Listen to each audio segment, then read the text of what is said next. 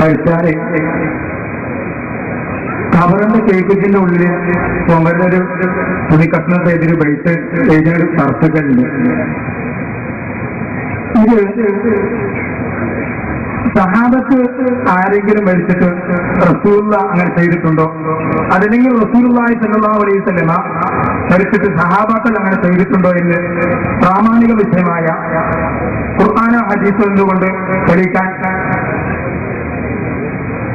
കഴിയുമെന്ന് ഞങ്ങൾ താല്പര്യപ്പെടുന്നു.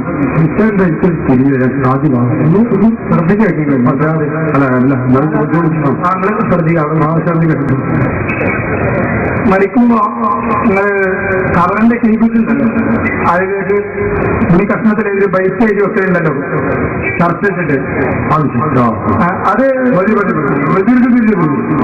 അതായത് ഈ മുഖത്തെഴുത്ത് എന്നോ കഫൻ പുറയിൽ എഴുത്ത് എന്നൊക്കെ പല കോശത്തിലും പറയപ്പെടുന്ന പല നാട്ടിലും പല പേരാണ്.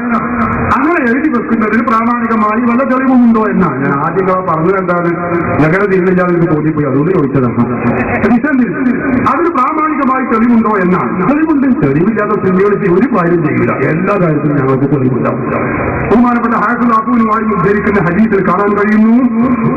ബഹുമാനപ്പെട്ട ഹാഫിൾ അബൂ നുഐമിന്റെ ഹില്ലത്തുൽ ഔലിയാഇന്റെ രണ്ടാമത്തെ വാല്യം 420-ാമത്തെ പേജിൽ ഈ ഫാത്തിമ ബീവി അബ്ദുല്ലാഹി ബിൻ മുഹമ്മദ് ബിൻ അഖീൽ റളിയല്ലാഹു അൻഹു ഉദ്ധരിക്കുന്നത് കാണാം.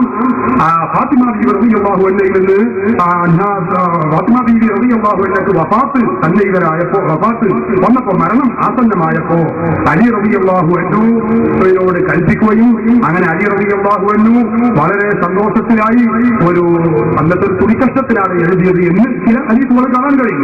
ഏതായാലും അലി റളിയല്ലാഹു അൻഹുവിനോട് ഇക്കാര്യങ്ങൾ എഴുതാൻ വേണ്ടി നിർദ്ദേശിക്കുകയും കഫംപുടയിൽ, തുണിക്കഷ്ടം എന്ന കഫംപുടയിൽ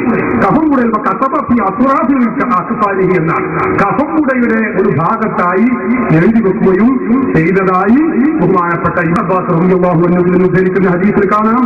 അതുപോലെ തന്നെ ഹാഫിൾ അബ്ദുൽ റസാഖ് ഉദ്ധരിച്ചിട്ടുണ്ട്, മുഹമ്മദ് റളിയല്ലാഹു അൻഹു ഉദ്ധരിച്ചിട്ടുണ്ട്, പലരും ഉദ്ധരിച്ചിട്ടുണ്ട്.